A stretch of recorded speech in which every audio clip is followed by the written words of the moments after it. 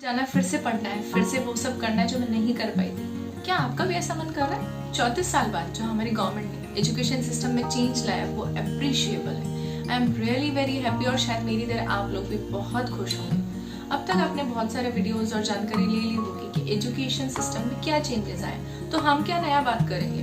हम बात करेंगे मेरिट्स और डीमेरिट्स की। चलिए समझते हैं इसे। अगर अभी तक आपने मेरा चैनल सब्सक्राइब नहीं किया तो पहले उसे सब्सक्राइब कर लीजिए, क्योंकि मैं इसी तरह के इन्फॉर्मेटिव वीडियोस लाती रहती हूँ। अब एजुकेशन में 6% हमारे जीडीपी में से कंट्रीब्यूट होगा, जो पहले नहीं होता था। ये सारी फॉरेन यूनिवर्सिटीज अब अलाउ है। गवर्नमेंट ने सभी फॉरेन यूनिवर्सिटीज को अलाउ किया है, जिससे कोई भी आकर यहाँ पे फॉरेन का बच्चा पढ़ सकता है। इससे क्या होगा? फॉरेन का पैसा इंडिया में आएगा और इकोनॉमी में ग्रोथ होगी। अगर हम क्लास 10th की बात करें तो बहुत ही इंपॉर्टेंट डिसीजन लिया गया है इसमें। अब ये ग्रेड सिस्टम पे होगा। इसमें पहले की तरह मार्क सिस्टम और यार पढ़ लिया भगवान पास करवा देना वो सब नहीं होने वाला। इसमें आपको खुद को इवैल्यूएट करना है, आपके दोस्त आपको इवैल्यूएट करेंगे और आपके टीचर्स आपको इवैल्यूएट करेंगे, और उस बेसिस पे आपके मार्क्स रिकॉर्ड किए जाएंगे, कैलकुलेट किए जाएंगे, जिसमें टीचर का कॉन्ट्रीब्यूशन ऑब्वियसली ज्यादा होगा, लेकिन ओवरऑल होलिस्टिक डेवलपमेंट आपका होगा, जिसमें ओवरऑल आपने जो ग्रोथ किया है उसके बेसिस पे आपके मार्क्स कैलकुलेट किए जाएंगे।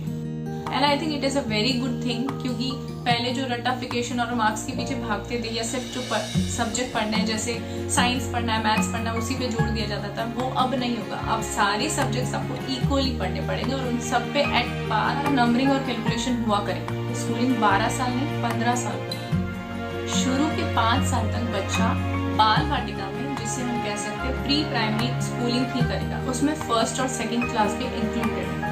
अब आप कहेंगे यार मेरा बच्चा अच्छा खासा 2 साल का 1.5 साल का, मैं उसे प्ले ग्रुप में डाल देती थी, क्यों मेरा टाइम वेस्ट करूँ मैं, क्यों मेरे बच्चे का टाइम वेस्ट करूँ? यही हम लोग की सोच होती है। लेकिन ये बहुत अच्छा स्टेप गवर्नमेंट ने लिया है। शुरू के 5 साल तक बच्चों को एक्टिविटी बेस्ड पढ़ाई कराई जाएगी। रॉड बेस में न्यूमेरिक एबिलिटीज पे, लॉजिकल एबिलिटीज पे ध्यान दिया जाएगा।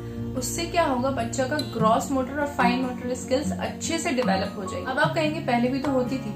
नहीं, पहले नहीं होती थी, क्योंकि हमारा फोकस ये होता था कि हम फटाफट बच्चे को पढ़ा दें जिससे वो 2nd, 3rd, 4th स्टैंडर्ड के लिए तैयार हो जाए। अब क्या होगा? ज्यादा से ज्यादा कोशिश ये होगी कि बच्चों को प्रैक्टिकली न्यूमेरिकल टर्म्स सिखाई जाए, उनका लॉजिकल माइंड इंप्रूव किया जाएगा और सबसे ज्यादा रीडिंग पे फोकस किया जाएगा। मैंने अपने पुराने वीडियोस में भी ये बताया, मैंने बहुत सारे वीडियोस इससे रिलेटेड बनाया कि बच्चों को कैसे पढ़ा सकते हैं, आप घर पे कैसे पढ़ा सकते हैं, स्कूल में कैसे पढ़ाना चाहिए। आपकी स्कूलिंग होगी 3 to 5, फिर 6 to 8 और फिर 9 to 12।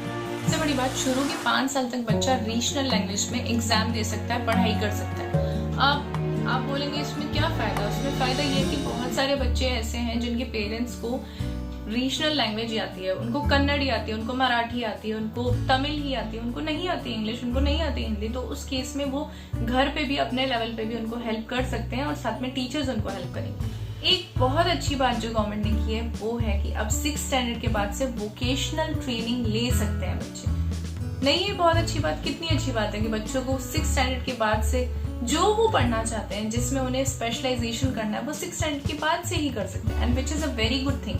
अननेसेसरी में बहुत सारे सब्जेक्ट नहीं पढ़ने, उन्हें अपनी वोकेशनल ट्रेनिंग पे ध्यान देना है। इसका मतलब ये है कि अगर उसे डॉक्टरी की पढ़ाई करनी है या इंजीनियरिंग की पढ़ाई करनी है तो 6th स्टैंडर्ड के बाद से कर सकता है। मैंने अपने पहले वाले वीडियोस में भी यही फोकस किया कि हम बच्चों को वो क्यों नहीं पढ़ाते या वो क्यों नहीं समझाते जो वो करना चाहते हैं। हमें सारे सब्जेक्ट्स उसको पढ़ाने की जरूरत नहीं। अगर किसी को आर्ट्स करना है तो उसे आर्ट्स ही पढ़ाओ, उसे साइंस करना है तो उसे साइंस पढ़ाओ, किसी को अगर साइंस और म्यूजिक करना है तो वो भी पढ़ाओ, जो कि जर्मन या फिनलैंड में होता है और अब हमारे इंडिया में भी हो रहा है। हम बात करते हैं ग्रेजुएशन सिस्टम की कि उसमें क्या होगा।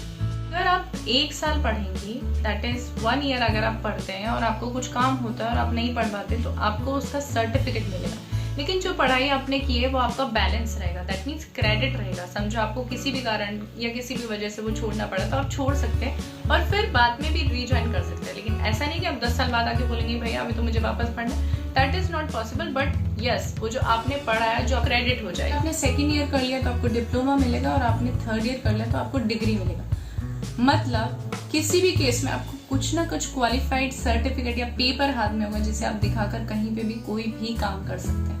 अनएम्प्लॉयमेंट खत्म हो जाएगा या बहुत हद तक कम हो जाएगा। ऐसे बड़ी बात भैया मैं प्राइवेट में पढ़ता हूँ, पब्लिक में पढ़ता हूँ, ये तो इशू ही खत्म हो गया, क्योंकि अब यूनिवर्सिटीज सारी एक ही सिस्टम के अंडर काम करेगी और उसे ही उन्हें फॉलो करना पड़ेगा। No private, no public, only one system will be followed from every university. एक बहुत ही अच्छी बात गवर्नमेंट ने की है और वो है NMM, that is national mission on mentoring.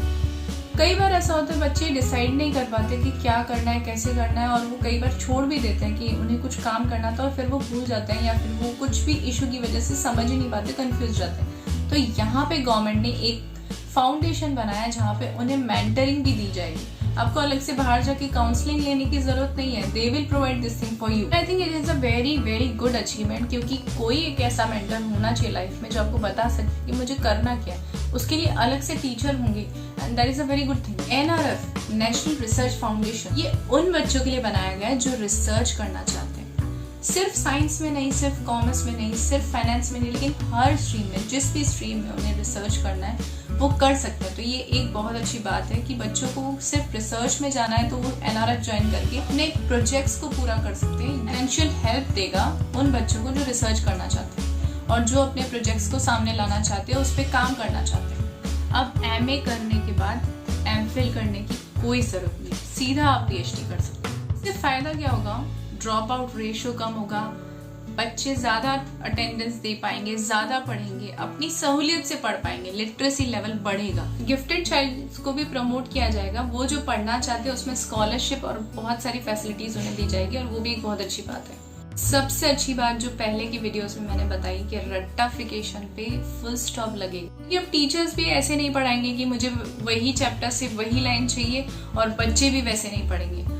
उनको ग्रेड के बेसिस पे मार्क्स मिलेंगे, तो उन्हें पूरा अच्छे से हर चीज पढ़ के समझ के फिर एग्जाम देना पड़ेगा। 2-3 चीजें जिन पे क्लैरिफिकेशन नहीं है वो ये है कि क्या टीचर्स को भी ग्रेड दिए जाए। टीचर्स अच्छे टीचर ट्रेनिंग कोर्स करके और फिर ही पढ़ा सकते हैं, लेकिन उसके बाद भी क्या वो अच्छे से पढ़ा रहे नहीं पढ़ा रहे, इस पे अभी तक ग्रेड सिस्टम होगा नहीं होगा उस पर अभी तक कुछ कंफर्मेशन नहीं आया। दूसरा, बच्चों को पढ़ाया जाएगा, सभी बच्चों को लिया जाएगा नहीं लिया जाएगा, रिजर्वेशन सिस्टम क्या रहेगा, SC ST वो सब सिस्टम भी रहने वाला नहीं, उस पर भी अभी तक कोई क्लैरिफिकेशन नहीं है। फीस के बारे में भी गवर्नमेंट ने कोई बात नहीं की, लेकिन हाँ हम ये जरूर बोलेंगे कि पॉलिसी बहुत अच्छी निकाली है। इससे सबको बहुत फायदा होगा, बच्चों को वोकेशनल ट्रेनिंग मिलेगी, बच्चों को जो साइंस और म्यूजिक लेने का जो सपना रहता था कि मैं ये सब्जेक्ट क्यों पढूं और ये मैं पढ़ना चाहता हूँ, वो अब पूरा होगा। नर्स निकलेंगे, साइंटिस्ट निकलेंगे, आर्टिस्ट निकलेंगे, कोरियोग्राफर्स निकलेंगे। आई थिंक एक ओवरऑल डेवलपमेंट हो रहा है इंडिया का,